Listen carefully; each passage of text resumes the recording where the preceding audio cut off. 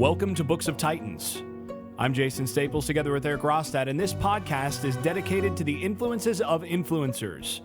The books that have helped shape prominent inventors, business leaders, athletes, intellectual scientists, and others. And we'll talk about what makes these books so important and influential, and at least attempt to have an intelligent discussion about these important works.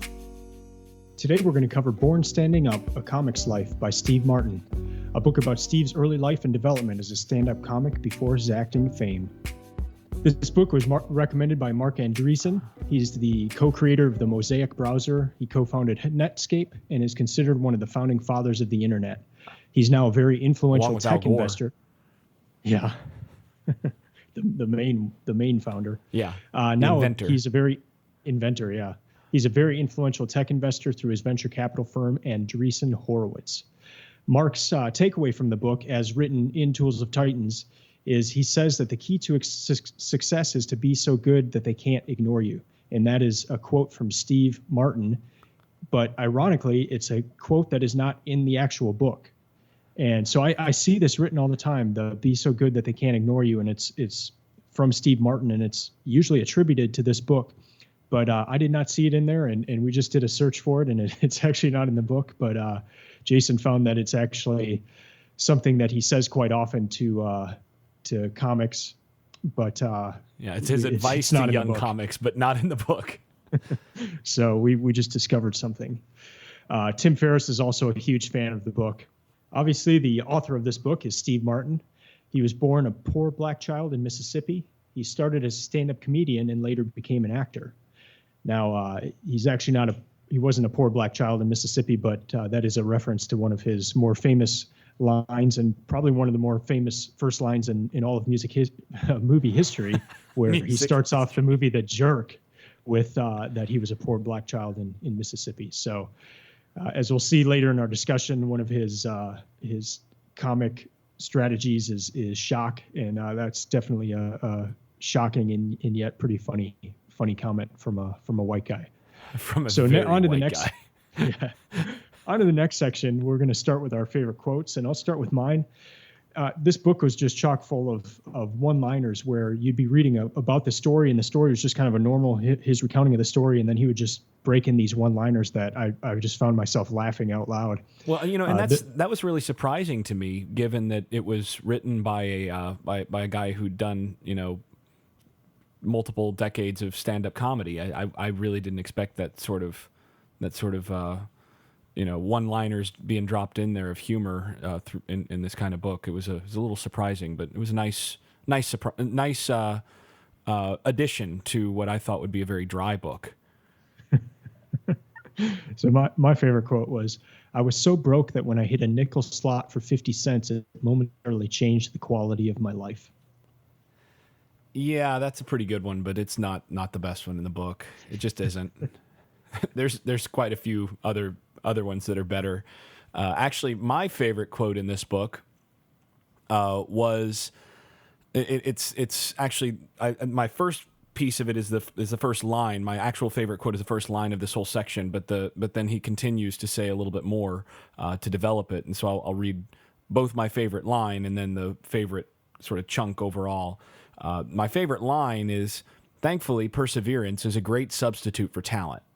And that is so true. I mean, it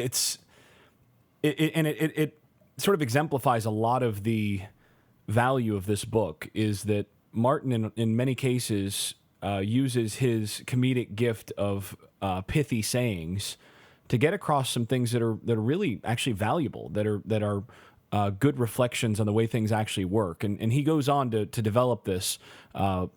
Skipping ahead a little bit in the paragraphs around this, but he explains, despite a lack of natural ability, I did have the one element necessary to all early creativity: naivete, that fabulous quality that keeps you from knowing just how unsuited you are for what you are about to do. And again, that really hits something that I think is underrated when you talk about people who are successful, people who've hit it big, people who've done things that are great. we tend to lionize those people. And again, this goes back to Outliers. I mean, our last podcast on this, and there were a lot of parallels, actually, there was a lot of overlap between these. And I know you've got some notes on that to come up, Eric, but, but we tend to talk about how talented this guy is, or we would look at Steve Martin's comedy and be like, oh man, he was just such a talented comedian, so skilled. And at the same point, you got to remember, he started where he was just a nervous kid who was eager to try to get people to laugh, and was really trying to do so through the process of trial and error. And watching, getting to trace through sort of his recollections of how that worked and what didn't, and why it all actually did work, was really fascinating in this. And actually, it took me to another quote that I really like, and it's by Dan Carlin, who does podcasts that we both really enjoy. And that's he said, actually, and this was in an interview with Ferris, and I believe the quote is in Tools of Titans as well. I think it's one of the quotes he pulled from the interview, from the podcast episode. He said, "If I've learned anything from the podcasting, it's don't be afraid to do something you're not qualified to do."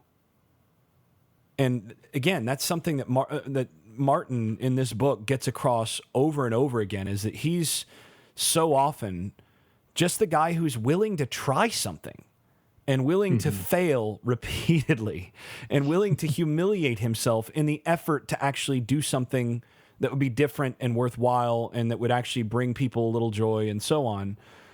And that quote really hits it, that perseverance is a great substitute for talent. Somebody who has talent but doesn't have perseverance isn't going to succeed most of the time.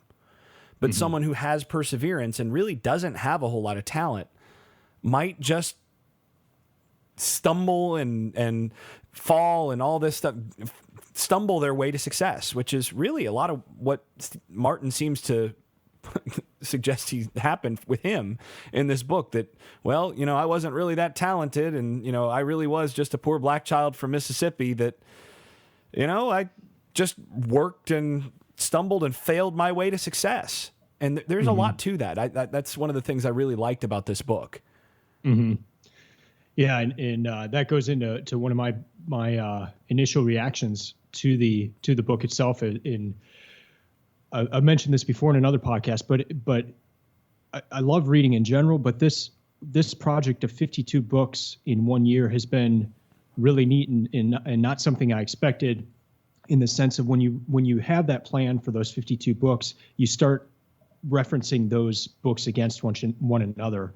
And so you start seeing, oh, okay, this book is talking about this, and then I'm seeing that same theme here. And as you mentioned in Outliers, the 10,000 hour rule, we definitely see that Steve put in over 10,000 hours in his craft here. And so it was a neat connection point, especially since Outliers was the book right before this in the order of the books. Yeah, and it's not just that he put in 10,000 hours, because lots of people who have not really been all that successful, might put in 10,000 hours. He put in 10,000 hours of persistent, very deliberate attempts to get better. I mean, he over and over again failed. And getting back to that, some people might have quicker success on stage, but the thing that sticks out in this, when you're talking about that 10,000 hour rule from Outliers, is Martin. You can see there's that turning point where he's finally had enough experience, where the delivery's right, where the content is sort of working for him. He's found himself. He's found his own voice, and it just happens to come along at the time when comedy is shifting in the right direction for it to work for him. And again, it's all of that confluence that goes right back to, like you said, right back to Outliers, where he doesn't have success, doesn't have huge success, and in some cases gets some of the worst reviews I've ever seen. And there's one of the other great quotes in there was after he was explaining his efforts to learn, or to do, really innovative comedy. What was the quote? It was this is the. It was after a Los Angeles. Here, it's my first reviews came in. One said, "This so-called comedian should be told that jokes are supposed to have punchlines." Another side said, "I represented the most serious booking error in the history of Los Angeles music." Yeah, that's that's what one would call devastatingly bad reviews. And he suffered through this stuff for years. Mm-hmm. I mean, you're talking about doing hundreds of shows a year, consistently getting just awful ratings at times, and being the guy that people would hire simply because, well, he's available. And, Mm-hmm. you know, availability is itself a skill in a lot of ways. I mean, that's a part of talent, I suppose, if you want to look at it that way. But he's the available Showing up guy. is half the battle. Yeah, showing up is half the battle. And he shows up, and he just happens to be cheaply able to be booked, and he's available and consistently gets some really awful reviews and fights through those, determined to persevere and actually make it work. And that to me is just, it's really interesting to see that happen in this book. And again, to parallel that with Outliers and look at some of the things that happen to make him that outlier that actually does wind up having just astonishing success in that second half of his career in terms of on stage, and then to become a movie and television star as well. Mm-hmm. And one other thing I just cannot pass up is before we started recording, we each had one quote that very nearly made our favorite quotes. It was number 2 on each of our lists that I cannot help but read at this point. And that is, Eddie, I discerned, was living with a woman not his wife, the 1955 equivalent of devil worship.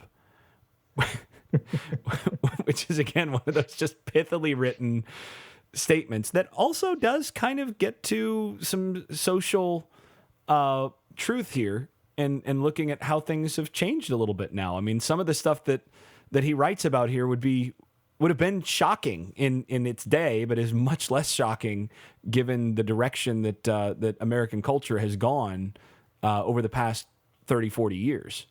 Well, and I think he was at the forefront of the beginning of that, and the number of, let's say, friends that he had. Yeah, the amount of moving around and experience in that world, in that avenue, for some of us who are more traditional in that realm of things, is a little revealing in terms of how the other half may live. And actually, I thought it was interesting that he himself is a little bit reflective about that. About, well, you know, that wasn't all also positive. I mean, he mentions in one case. That his sex life was abundant and selfish, I believe is the quote. And that happens to be right at the point where he starts to, he says, I had some cash. My sex life was abundant and selfish. And that happens to precede the paragraphs where he talks about his panic attacks, which we'll get into just a little bit later, which is again, interesting. But, you know, he's reflective and in some cases pretty, he doesn't just give himself a free pass. He doesn't just think everything he's done is great. And there are some cases where some of the things that people would look at and be like, man, I wish I could have lived that way. He goes, well, you know, actually there were downsides to it, which is interesting to see him so candid and reflective about some of those aspects of his life. Yeah, and that ties in with one of my other big takeaways in the book. And just how sad it was to read about his relationship with his father. Oh, yeah. His father had been an aspiring performer who never made it, and he never liked Steve's comedy.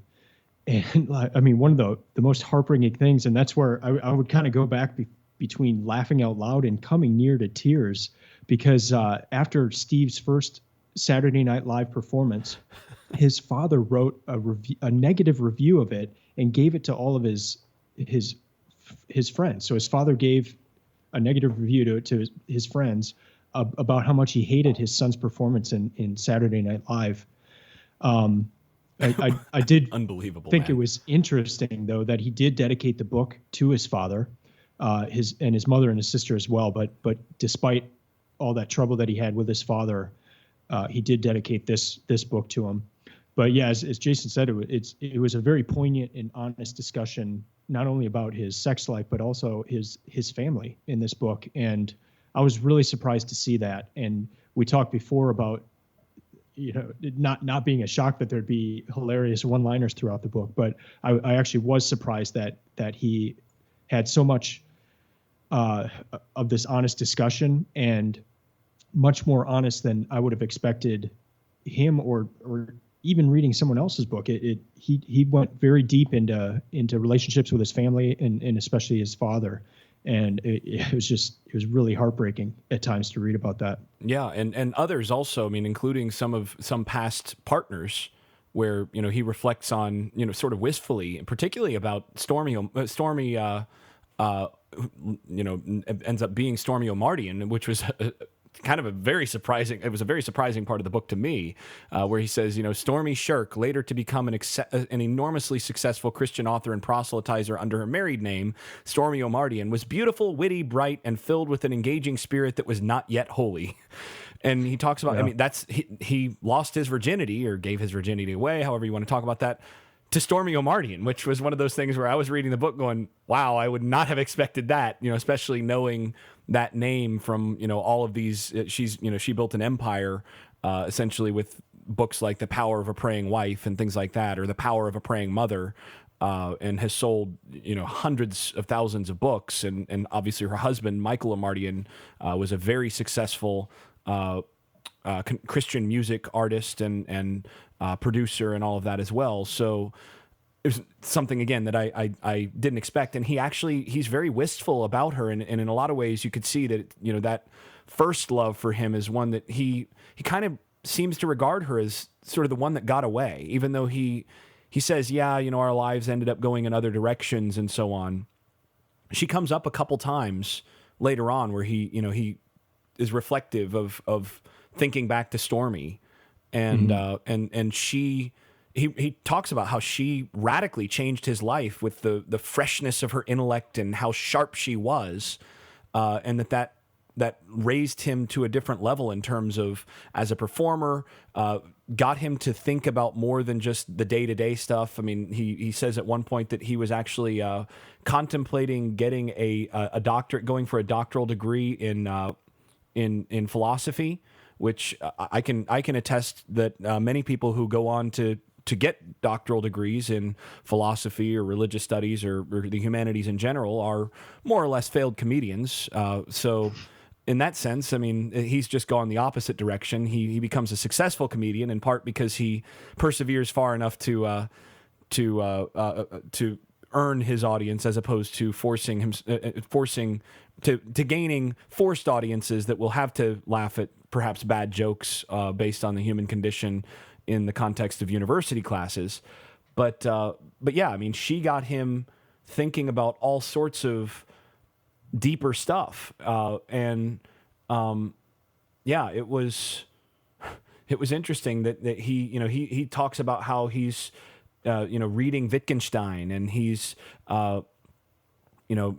there's this great stuff where he winds up discussing this with one of his classmates, that Wittgenstein's investigations disallowed so many types of philosophical discussions that we were convinced that the very discussion we were having was impossible.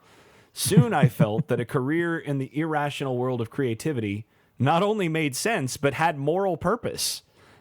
Right? So since we couldn't actually be having this philosophical discussion at all, given Wittgenstein's philosophy of language and all of that, we might as well just enjoy the irrational aspects of creativity because it's morally warranted. So that sort of thing is interesting, and I think he's being a bit tongue in cheek there, but that attests to a little bit more depth, perhaps, in terms of depth of thought and the way that he became a reader. He became someone who really was interested and continues to be interested in the human condition more than most. And I think that undergirds some of the absurdity of his comedic acts and some of what ultimately makes him successful as a comedian. Yeah, and I really liked on page 65 of of the hardcover book, he talks about the one book that changed his life, and it's called The Razor's Edge, and he talked about what moved it for him, and that was around the time that he was with Stormy. But I loved that, and it's really one of the things I think about a lot with this project too, of reading through these books. You just never know what book you're going to pick up and it completely change your life or change the trajectory of your life. And that was the case for Steve Martin here. Yeah, yeah. And getting back to some of his reflection, again, going back to his father, I thought one really poignant quote there, or one episode, was when his dad was wanting to buy him a tuxedo. He refused to let his dad. This was upon graduation from high school. He basically, his dad wanted to buy him a tuxedo as a graduation gift. And he said, this closes one chapter. He says, "I refused because I'd learned from him to reject all aid and assistance. He detested extravagance and pleaded with us not to give him gifts. I felt through a convoluted logic that in my refusal, I was being a good son. I wish now that I'd let him buy me a tuxedo, that I'd let him be a dad. Having cut myself off from him, and by association the rest of the family, I was incurring psychological debts that would come due later in the guise of romantic misconnections and a wrong-headed quest for solitude." And first of all, it's heartbreaking. And secondly, it's remarkably introspective. I mean, getting back to the way that he's very open and very introspective about some of this stuff, that I think is worth looking at, and worth looking at how this stuff, how these things matter. And you know, it makes you want to go back and make sure that you're well connected with your own parents when you read some of this. I mean, I know it did for me in that sense. And of course, he then follows it up with a great one-liner where he says, "I tell you this story of my father and me to let you know," he says, "I've heard it said that a complicated childhood can lead to a life in the arts. I tell you this story of my father and me to let you know that I'm qualified to be a comedian." You know, it's like he takes you, and this is the essence of how this book works. And again, it's got the kind of tension release kind of qualities that you have in really good comedy, where he'll take you right to the bottom where you're almost ready to cry about his relationship with his dad. And then he says, "Yeah, I'm only telling you this so that, you know, I can show you that I'm qualified to be a comedian because of my daddy issues." Like, oh God, like you just got really introspective. And then all of a sudden you just completely shatter the tension with this sort of thing. I mean, it's exactly what you would expect by, a quality comedian. And that goes into some of his theories about comedy that I'm sure we'll discuss in a little bit later. But he talks about the best kind of laughs most of the time being the uncomfortable ones, where the person in the audience is not even quite sure if they're supposed to be laughing. And if they're the ones that start the laugh, that he said that's a more true laugh than one where, you know, it's at the end of a punchline and everybody's laughing. But kind of the uncomfortable ones where you go to a dark. What's that? Yeah, laughing out of duty, right? You know, that, he just said the punchline and we're all going to laugh. And, he talks about how it becomes part of the rhythm of the show where everybody's like, "Oh, yeah, I should be laughing now." And, everybody just does it. Mm-hmm. But yeah, those uncomfortable moments, he said that's the best laughs. So, and one other cool thing I thought, he would go to these small little joints, and he would do it would be the same place that he would just keep doing comedy. So it'd probably be a different audience, but he said he knew that he was connecting when he would hear the waitresses chuckle, because the waitresses had heard that joke multiple times. And if they were chuckling, he knew that he had a good joke on him. So this kind of goes into more of his approach to comedy overall. And one thing I just thought was awesome about that is he likened his approach to comedy to an opera, where you just throw everything at the audience at once. I thought that was really cool. The opera, you've got singing, you've got acting, you've got an orchestra playing, you've got a set going. So it's like a combination of, you could just go and see the orchestra, or you could just go and see a play, but you have all of these things combined into an opera. And so he would, for his comedy, he'd walk up on stage and he would have a banjo. He would just do crazy stuff. The whole time he'd have a screen up where he'd do stuff behind the screen that looked like his arm was extending. And so he was using all these different options and capabilities and not just standing in front of the mic and trying to get people to laugh, but writing songs and doing all sorts of different things. And it was cool that he likened that to opera. Yeah, and actually that's not the way that everybody has always done comedy. I mean, that was something that was his particular take on comedy, was to, basically try to almost stun the senses in every sense, over and over again with all sorts of different, it's bombardment from all sorts of angles rather than just one particular thing. And in a lot of respects, he changed comedy with how he did that. Although I'm not sure anybody else has exactly had the same, has been able to take his approach and work with it that way. Although, I think maybe you could argue for somebody like Dana Carvey with his incorporation of music and other aspects to some of his stand-up, maybe closest on some of that. But his comedy, again, is very different from what Steve Martin's was, which was more surrealist in that sense in his stand-up. So yeah, I mean, again, I thought not just his introspection about relationships, which again, there's one more quote I can't help but read here, in his introspection about relationships, where he says, "Free love, man, free love," which, by the way, was the single greatest concept a young man has ever heard. This was a time when intercourse, or some version of it, was a way of saying hello. About 3 years later, women got wise and my frustration returned to normal levels. It's like, oh man, he just, again, it's poignant social commentary with a little bit of an edge where you find yourself laughing at it and you're like, ooh, it's kind of that painful laughter, and he nails it, right? Yeah. But actually, again, he gets introspective and very almost quasi-scientific about how he talks about comedy and performance art. And again, that's really fascinating to me. I mean, he talks about how, at one point he said, yeah, if I did spot something that was funny, I decided not to just describe it as happening to someone else, but translate it into the first person. So it was happening to me. A guy didn't walk into a bar. I did. I didn't want it to appear that others were nuts. I wanted it to appear that I was nuts.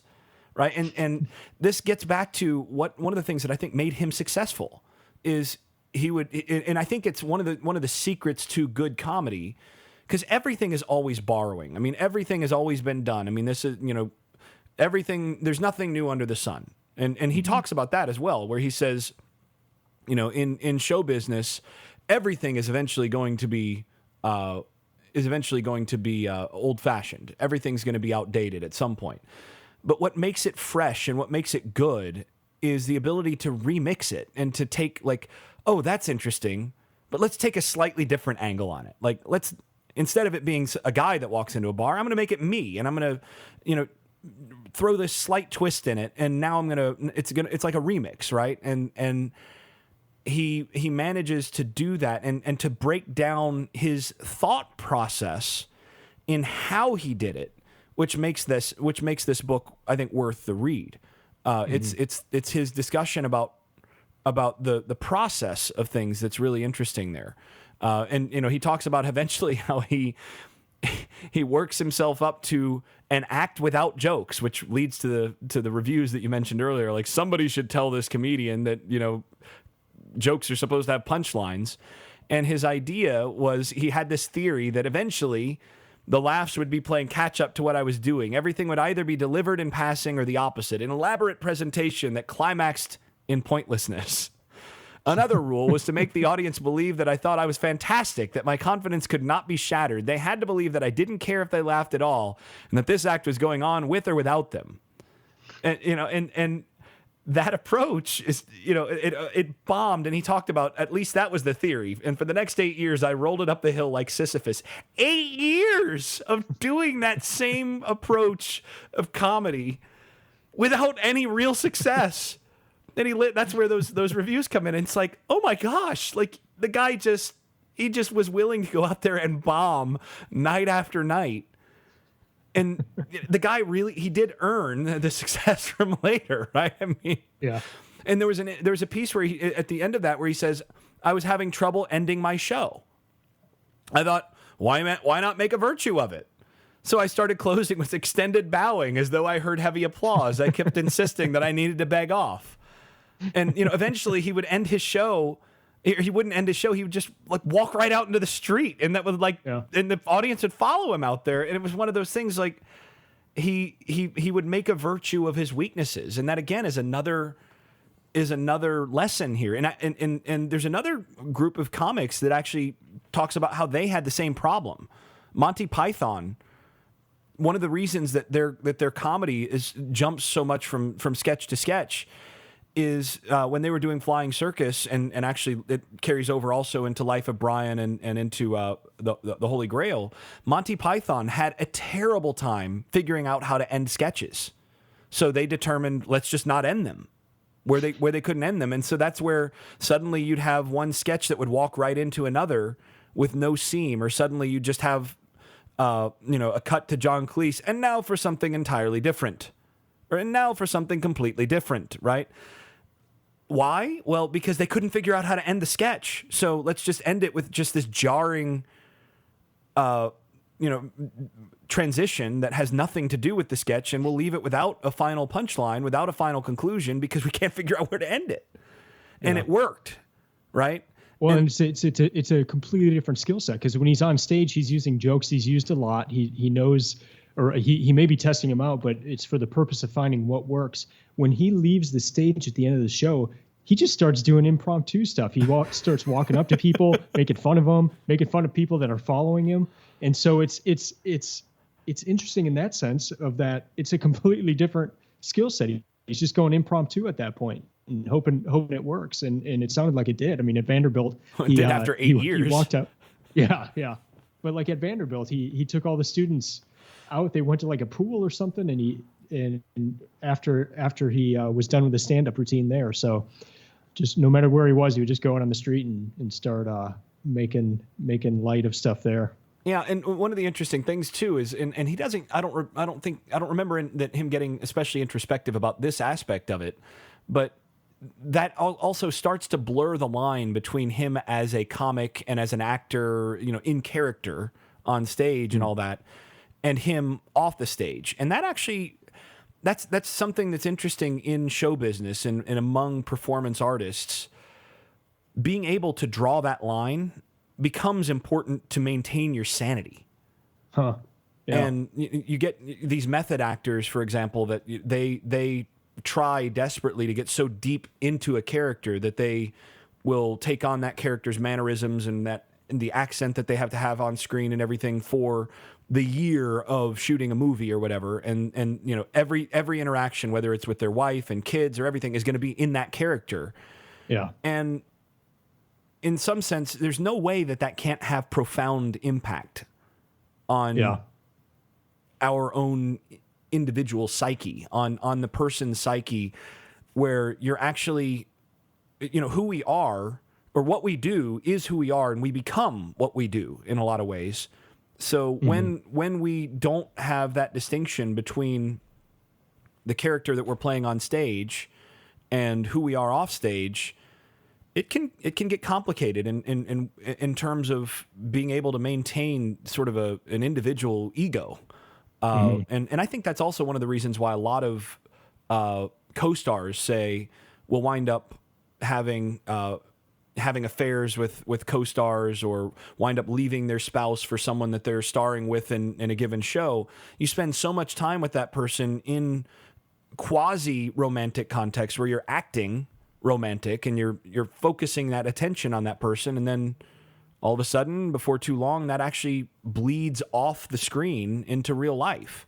And that I think we start seeing where he starts to have some panic attacks and has some difficulties in figuring out how he fits off the stage once he starts actually having success on the stage. And I think that there's something to that.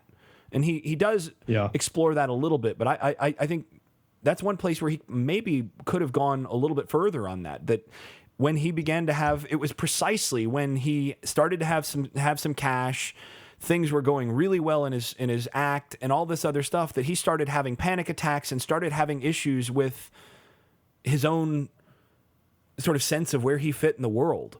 And I suspect that is not completely unrelated, that there's something to that difficulty of distinguishing oneself from being an actor or a performance artist, and being a human being with real relationships and reality outside that. And it doesn't just apply to actors or whatever. I mean, I think this is an issue with how we identify ourselves in general. I mean, when my athletic career ended, there was a little bit of a period of adjustment. There was a period of adjustment for me where I had to kind of figure out who I was when I was not an athlete, because prior to that, I had always been, I mean, for 15 years, I'd been Jason Staples, basketball player, football player, whatever.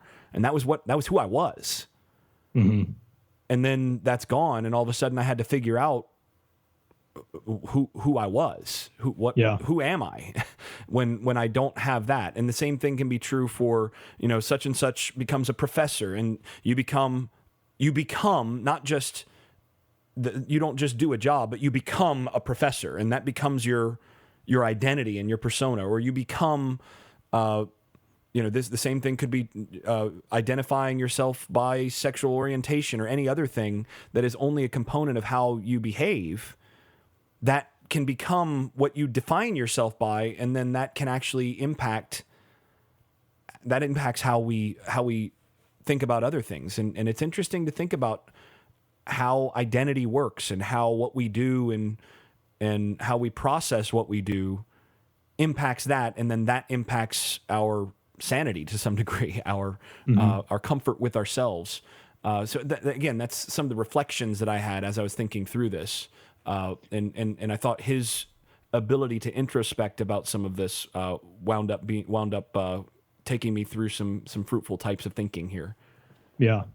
Well, and that's really insightful of making that shift from stand-up comedian to when he does leave the stage, as you said, where he's still in character, and how that could have even led to comfort on the movie stage and all that. That I didn't even think about that. That's a really neat, really insightful thought.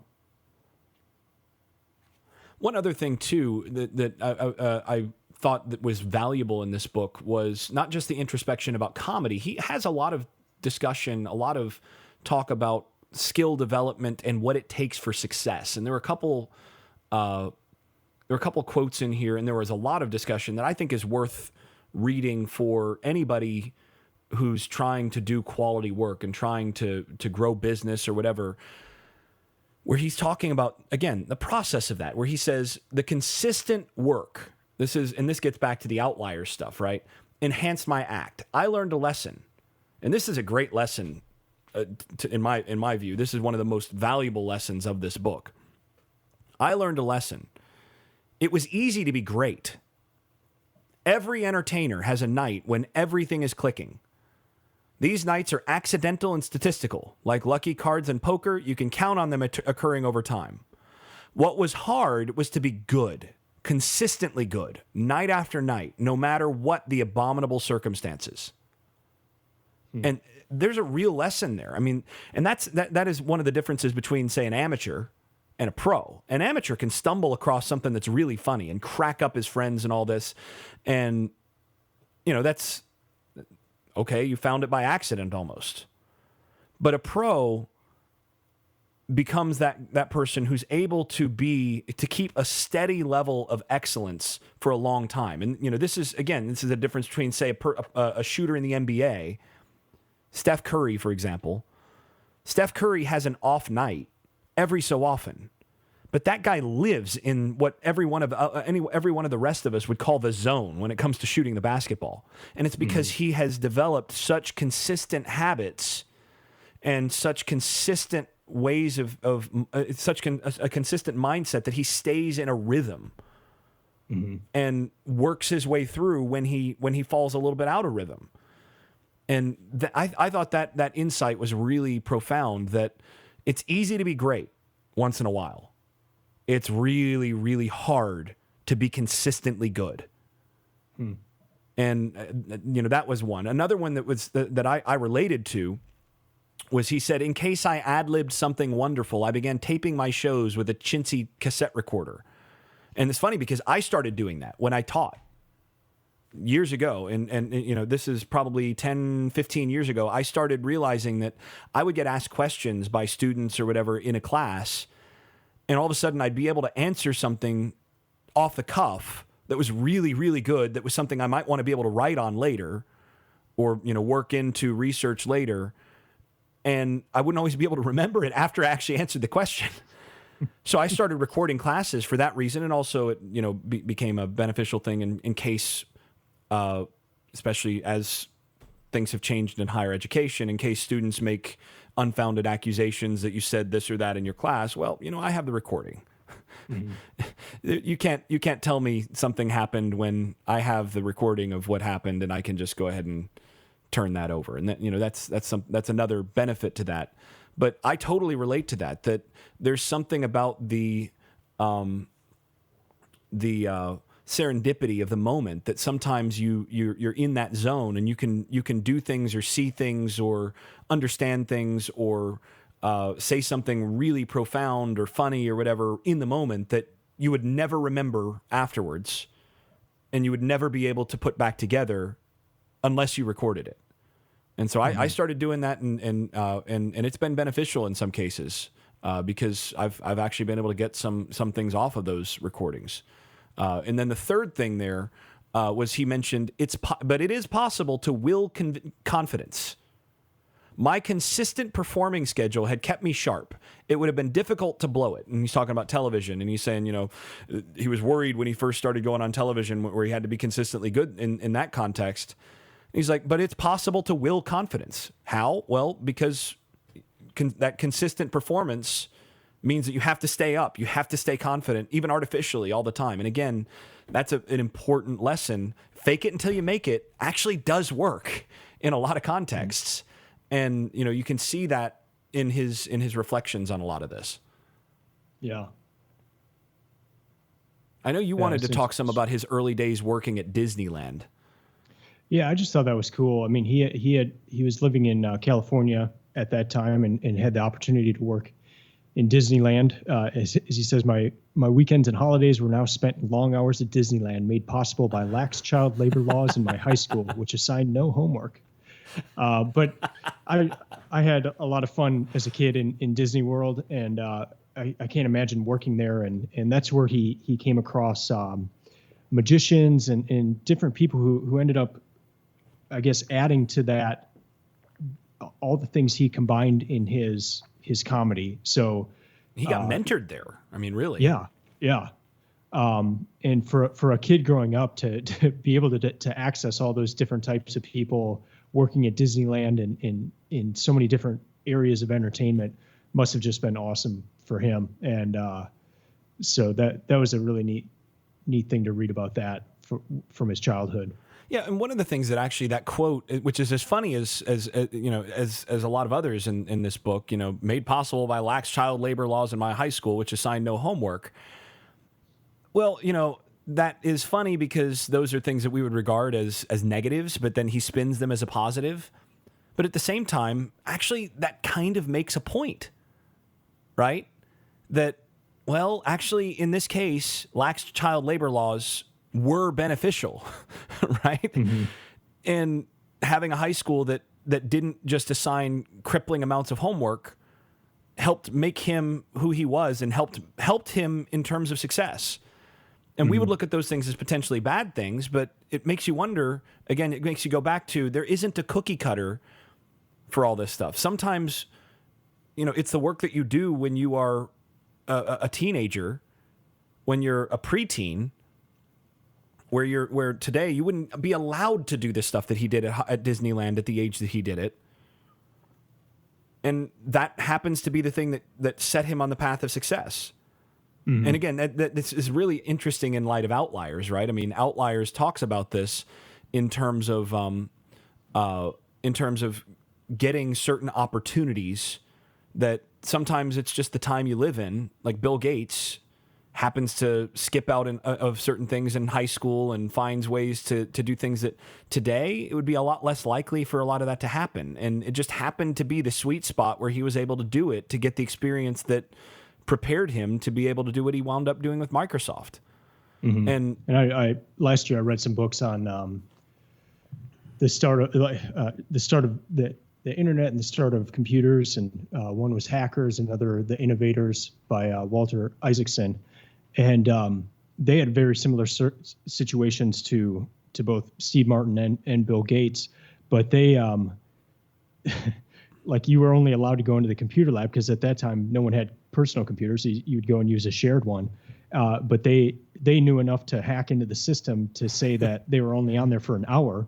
But no one was in there from like 12 at night to 6 in the morning. So these guys would go in for 6 hours at a time, and they would just hack and learn the computer and make games and do different things. And so it was one of those situations where they shouldn't have had that much time, and they weren't allowed to in the general sense of the rules. But they got around those, and these are the guys that ended up creating a lot of our modern computer systems and internet. They made it seem like they weren't on there as long as they actually were. Kind of reminded me of the lax labor laws and no homework. Just having the time to explore these things as younger kids. Yeah, and it just gets me thinking again about sort of the unintended consequences of well-meaning and in many cases perhaps the right legislation. I mean, I think we can generally agree that not having young children working in factories, like in the dawn of the industrial age, is a positive, right? It's better that we don't have 8-year-olds and 9-year-olds leaving school so that they can work 9-hour shifts at some factory where their small hands are put to use for putting together small parts or something like that, right? I think we can agree with that. But at the same time, making sure that kids have the opportunity, if this happens to be where they're really interested and where they may want to make a career later on, have the opportunity to work at a place like Disney if it's available, or do these sorts of things and work outside the box actually winds up being a positive. And legislating those opportunities out with child labor laws and different things like that actually can kind of hurt society, can prevent us from having a Steve Martin who, regardless of what you or I may think of his comedy, or his dad may think of his comedy, or whatever, there are a lot of people who really have enjoyed his comedy for a long time, and he made the world better in that regard, right? I mean, he added enjoyment to the world, added value, and so that was one of the things that got me thinking about. Oftentimes we try to design systems so that nobody gets, no child left behind, or, any sort of system to make sure that there's no loopholes that any kid can fall through, when it actually is oftentimes precisely falling through the loophole that leads to this, shining star of an individual that would not have become an individual had that loophole not been there for that person to fall through. And again, that gets right back to Gladwell's Outliers ideas, where Martin is himself very much the product of just living at the right time in the right place. I mean, he lived where he could walk to Disney or bike to Disney, and it just happened to be just the right moment where he would be able to do that at the right age, run into the right people, and then you combine that with his natural predispositions and some of the stuff with the daddy issues and others, and you wind up with someone who ends up a successful comedian after a decade of total failure. And again, I think that's a worthwhile thing, and I think that may be a good point, a good place for us to start wrapping up with some stuff in terms of big picture. Yeah,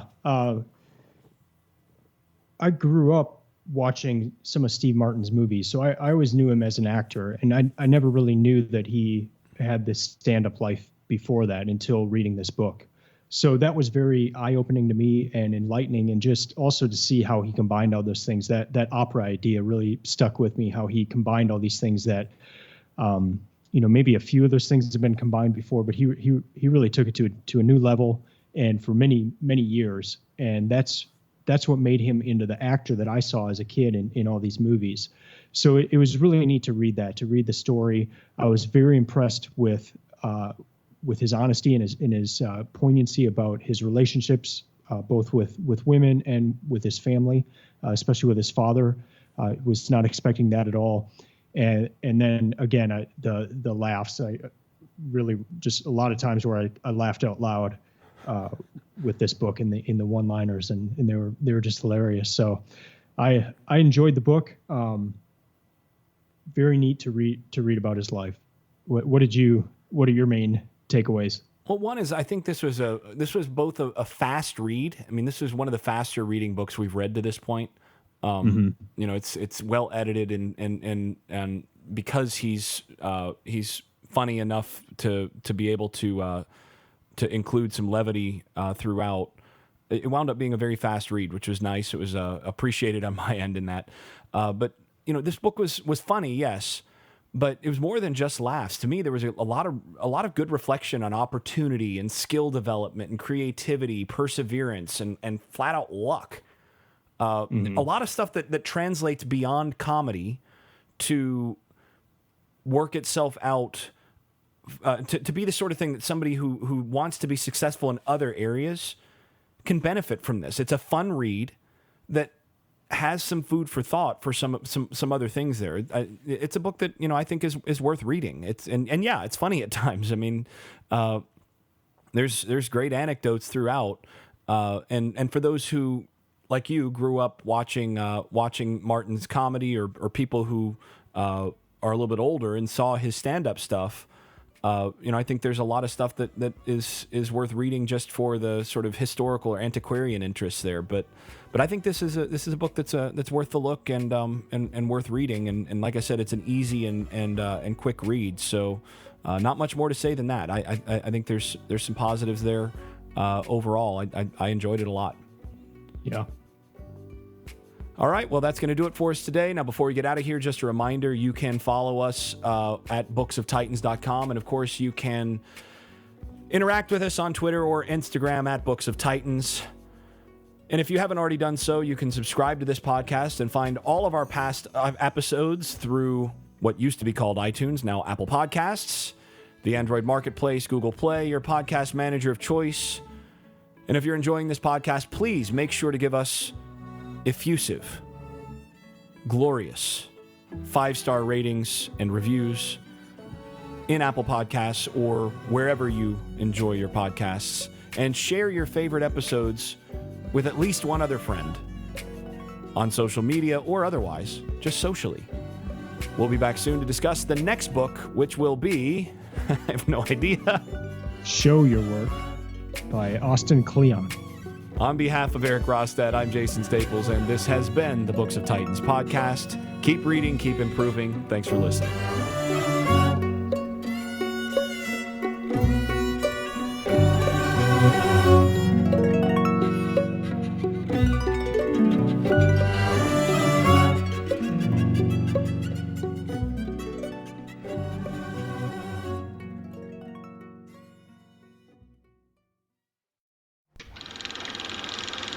I made this.